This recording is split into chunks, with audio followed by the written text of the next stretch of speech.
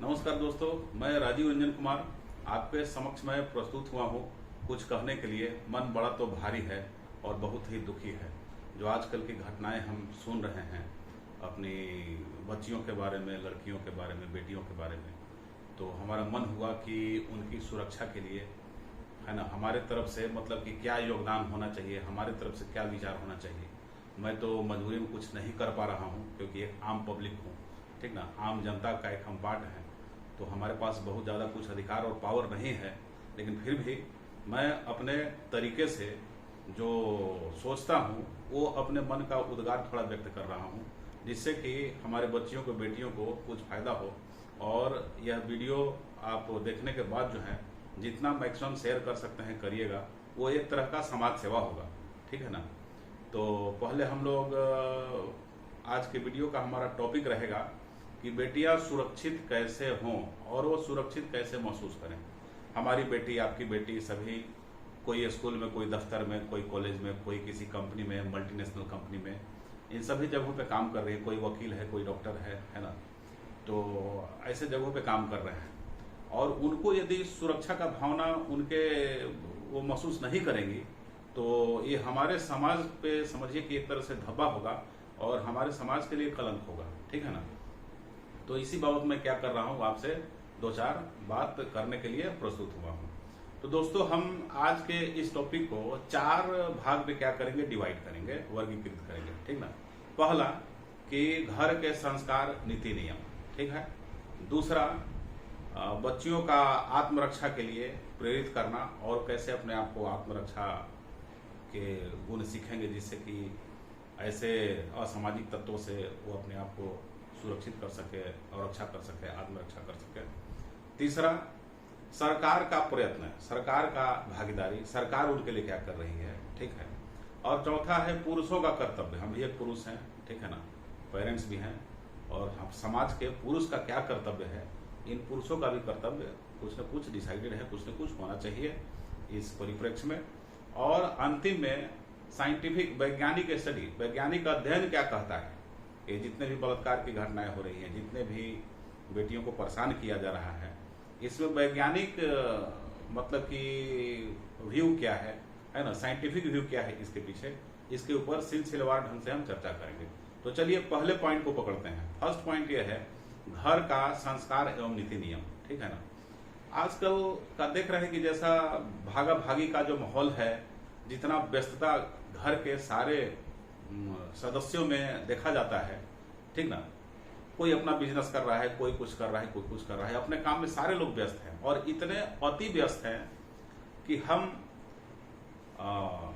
जो समाज निर्माण के लिए जो मूलभूत चीज होता है, जिसको बोलते हैं सदाचार, नैतिकता एवं घर के संस्कार, ये हम अपने बच्चों को कहीं न कहीं ढंग से सिखा नहीं पा रहे हैं, ठीक है ना। और खास करके मैं माताओं से आग्रह करूंगा कि वो अपने लड़कों को, लड़कियों को, है ना, रोज सुबह में बैठा के, जब भी वो जगते हैं या शाम में कभी भी दिन के किसी भी पार्ट में, जब वो रिलैक्स रहते हैं, जब वो खाली रहते हैं, तो ये सब चीज सिखाएं। कि जैसे मान लिया कि दूसरे की लड़की है तो उसके ऊपर कैसा तुम्हारा दृष्टि होना चाहिए, है ना। तुम्हारा जब दृष्टि उसके ऊपर होगा तो तुम्हारे घर में भी एक बहन है, ठीक ना, उसके ऊपर लोग कैसे दृष्टि डालेंगे, इसको जरा देखो। और लड़कियों को भी हम सिखाएं कि हम समाज में कैसे रहें, ठीक ना, किस तरीके से हमें रहना चाहिए। संस्कार उन्हें सिखाएं, बड़ा छोटा क्या होता है, ठीक ना, कैसे लोगों से बात करना है ना। बढ़ती हुई एज में जिस किसी से हम के संपर्क में आ जाते हैं, टच में आ जाते हैं, सभी कुछ हमें अच्छा लगता है, ठीक है ना। तो थोड़ा सा इसमें सचेत रह के और वर्गीकृत करें कि हमें कैसे लोगों के बीच में रहना है। और ज़्यादा इसमें तो माता पिता का कार्य बन जाता है कि उन्हें हम संस्कार वाली चीज़ों को कुछ सिखाएं कि समाज में कैसे रहना चाहिए, ठीक ना, हमें दूसरों के साथ व्यवहार कैसे करना चाहिए, दूसरों के बेटी बहन को अपना बेटी बहन जैसा हमें मानना है।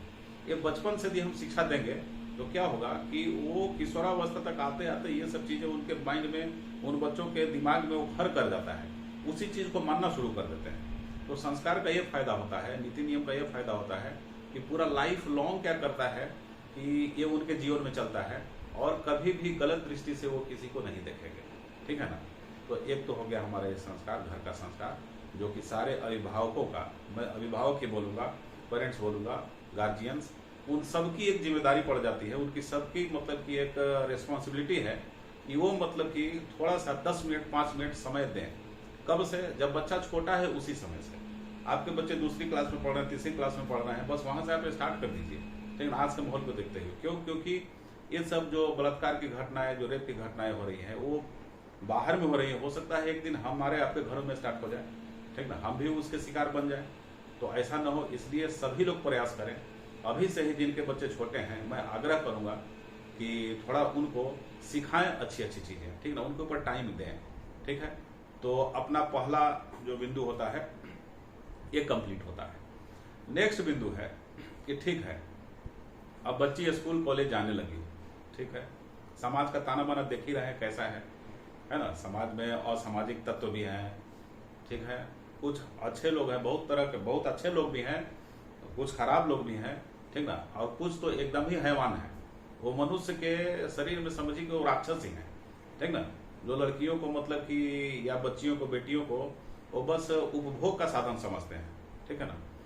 तो उनकी नजरों से, ऐसे असामाजिक तत्वों से बचने के लिए हमारी लड़कियां क्या करें, जो स्कूल में जा रही हैं, कॉलेज में जा रही हैं, ऑफिस में जा रही हैं, जो ड्यूटी कर रही हैं, जो डॉक्टर हैं, इंजीनियर हैं, है ना, अपने काम पे जो जा रही हैं, तो उनको क्या करना है। तो उनके लिए आत्मरक्षा का हर एक बेटियों से मैं आग्रह करूंगा, हर एक पेरेंट्स, अभिभावक से मैं आग्रह करूंगा कि अपने लड़कियों को आत्मरक्षा के कुछ गुर सिखाएं, है ना, आत्मरक्षा से संबंधित, सेल्फ डिफेंस से रिलेटेड कुछ ट्रेनिंग दें उनको या दिलवाएं, ठीक है। जैसे मान लिया मार्शल आर्ट्स हो गया, जूडो हो गया, कराटे हो गया, ठीक है ना। तो इन सब का सेल्फ डिफेंस के लिए ये होना बहुत जरूरी है कि थोड़ा सा टेक्निक ये सब जान जाए, ठीक है ना। तो उसमें काफी ये उनको हेल्प करेगा, मदद करेगा। अच्छा, आगे का पॉइंट ये है कि लड़कियां कहीं भी जा रही हैं, ठीक है ना, तो जा रही हैं तो पहले उनको ऑटो वाला मिलता है या कैब वाला, गाड़ी वाला मिलता है, गाड़ी पकड़ती है। तो एक काम वो कर लें, ठीक है, क्या कर लें कि जिस गाड़ी या बस में जा रहे हैं उसके चारों तरफ घूम के देख लें, ठीक ना, एक फोटो ले लें उसका नंबर का, गाड़ी का क्या नंबर है, फोटो ले लें, और कम से कम ड्राइवर का नाम पूछ लें, जिससे कि ड्राइवर जान जाए कि हमसे रिलेटेड सारा इंफॉर्मेशन मतलब कि इसके पास पहुंच चुका है और ये कहीं ना कहीं अपने रिलेटिव को मैसेज कर चुकी है।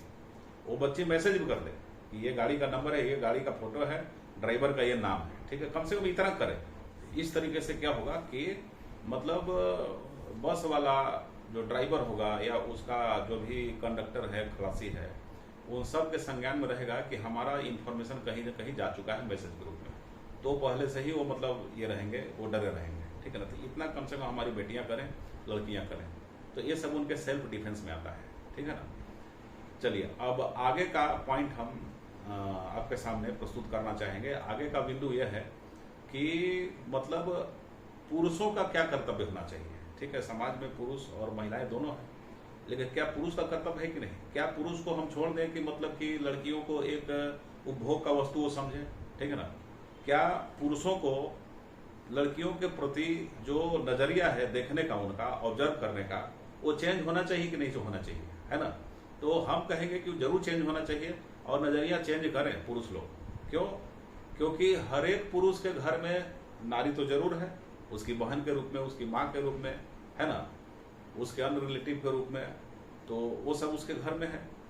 तो जो घर के महिलाओं पे, घर की महिलाओं पे, घर की बच्चों के ऊपर या अपने बहन के ऊपर जिस तरीके से उसका दृष्टि रहता है, सेम उसी दृष्टि से वो देखें, या उस दृष्टि से नहीं भी देखेंगे तो कम से कम न्यूट्रल तो रहो भाई, है ना। तुम्हारी सोच की वजह से अगला जो है सो परेशान हो जा रहा है, अगला टेंशन में आ जा रहा है, अगले का लाइफ सेविंग का मतलब सवाल पैदा हो जा रहा है, ठीक ना। आगे का जो व्यक्ति है वो रिस्क में आ जा रहा है, तो हम ही क्यों करेंगे, हम अपने सोच को चेंज करेंगे।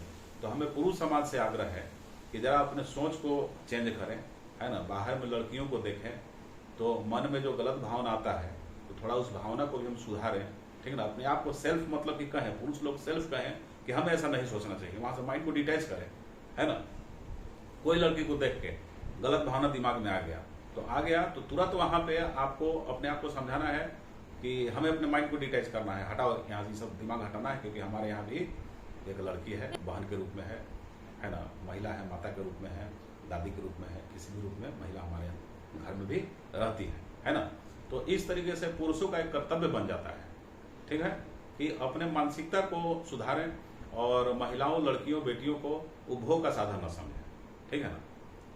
टच की तो दूर बात हो गई, मतलब हाथ लगाने की दूर की बात हो गई हो, ये मानसिक सुधार की बात बोल रहा हूँ। मानसिक सुधार ऐसा करेंगे तो फिजिकल एक्शन में वो नहीं आएंगे, है ना। तो एक पुरुष समाज से भी हमारा यह क्या है, आग्रह है, ठीक। फिर आगे का बिंदु है भाइयों बंधुओं, आगे का जो पॉइंट है हमारा वो है सरकार का कर्तव्य, है ना। सरकार इतना मतलब कि कड़ा कानून बना दे, इतना कड़ा कानून, ठीक ना, और प्लस में मैसेज एक दे, समाज को मैसेज दे। जैसे कि हम देखते हैं कि कानून तो बन गया, एक से कड़े कानून बन गए हैं, रेपिस्ट जो है सो फ्रीली घूमता चल रहा है, 7 साल के बाद उसको सजा हो रही है ना। तो ये एक मैसेज नहीं जाता है, उसमें कहीं ना कहीं उसको लगता है कि अरे जी लेंगे, सब होता है ना। बहुत ही रेयर केस में फांसी की सजा होती है। तो क्या हो कि जैसे किसी महिला का रेप हो जाए, मर्डर हो जाए, या किसी लड़की बेटी का ऐसा हो जाता है, तो तुरंत उसको 6 महीने के अंदर यदि फांसी हो जाए तो समाज में एक बहुत बढ़िया मतलब एकदम सेंसिटिव मैसेज आएगा कि नहीं भाई, इसमें थोड़ा डर के रहना है, नहीं डर के रहोगे तो ये दुर्गति होगी। देखो ऐसे उसने किया था, उसको इस तरीके से सजा मिली, है ना। तो सरकार का भी यहाँ पे कर्तव्य है कि कड़ा कानून बनाए और फास्ट ट्रायल कोर्ट में ये सब चले, जो कि चल भी रहा है। ये सब केसेस फास्ट ट्रायल कोर्ट में ही चल रही है आजकल। सरकार भी मतलब कि बहुत अच्छा काम कर रही है इस पे, ऐसी बात नहीं है ना। मतलब कि सरकार भी अच्छा एफर्ट लगा रही है, लेकिन यही है मैसेजिंग वाली बात जो है उसमें थोड़ा सा मतलब कि गड़बड़ी हो रही है। और हमें आशा है कि सरकार ऐसा करेगी, आगे फ्यूचर में ऐसा होगा कि ये स्ट्रॉन्ग मैसेज पब्लिक में जाएगा कि जो भी रेपिस्ट हो, जो भी बलात्कारी हो, उनको कड़ी से कड़ी सजा, ठीक ना, फांसी वासी हो जाए। और अच्छे अच्छे पावरफुल लोगों का यदि इसमें कुछ हो, सजा हो जाए तो और मजा आ जाएगा, ठीक ना। तब तो एकदम परफेक्ट मतलब कि मैसेज समाज में जाएगा, संदेश जाएगा, ठीक। अब लास्ट पॉइंट है, लास्ट बिंदु है हमारा बंधुओं, मित्रों। लास्ट बिंदु क्या है कि वैज्ञानिक स्टडी, साइंटिफिक स्टडी। क्या साइंटिफिक स्टडी है? साइंटिफिक स्टडी में, वैज्ञानिक अध्ययन में यह आया है कि जितने भी रेप की घटनाएं हैं उसमें 90% जो है अपने ही लोग शामिल होते हैं, रिलेटिव्स जिसको बोलते हैं, सर बात को। तो हम और आप जो भरोसा लोग कर लेते हैं ना कि अरे फलाना जो है सो फुफेरा भाई, ममेरा भाई या चचेरा भाई, ठीक ना, या मामा, नाना, मौसा, जो भी रिलेशन हो, है कि नहीं। एक्चुअली ऐसा साधारणतया होता नहीं, लेकिन फिर भी हम अपने रिलेटिव में भरोसा करके अपने बेटियों को यदि छोड़ के जा रहे हैं तो समझिए वहीं आप रिस्क में हैं, समझे कि नहीं। उससे तो बेटर होगा किसी अनजान के घर में छोड़ के जाए। तो इस पे भी थोड़ा सा विचार करिएगा, एक बार सोचिएगा। सारे रिलेटिव ऐसा नहीं होते, मैं ऐसा नहीं कर रहा हूँ, लेकिन ये वैज्ञानिक स्टडी में आया इसलिए मैं बोल रहा हूँ आपको, अपने तरफ से मैं नहीं बता रहा हूँ, ये साइंटिफिक स्टडी में आया है ना। तो जो विज्ञान का पक्ष है वो भी हमने आपके सामने रखा। और थोड़ा सजग रहें, सतर्क रहें, महिलाओं का आदर करें। और यदि हमारा वीडियो आपको अच्छा लगा तो इसको सब्सक्राइब करें, लाइक करें और बेल आइकन को भी दबाएं, ठीक है बंधु। ओके, अब आज का इतना ही। अब वीडियो शायद लेंथ इसका बढ़ ही गया होगा, तो अब मैं अपनी वक्तव्य को क्लोज करना चाहूँगा। जय हिंद, नमस्कार।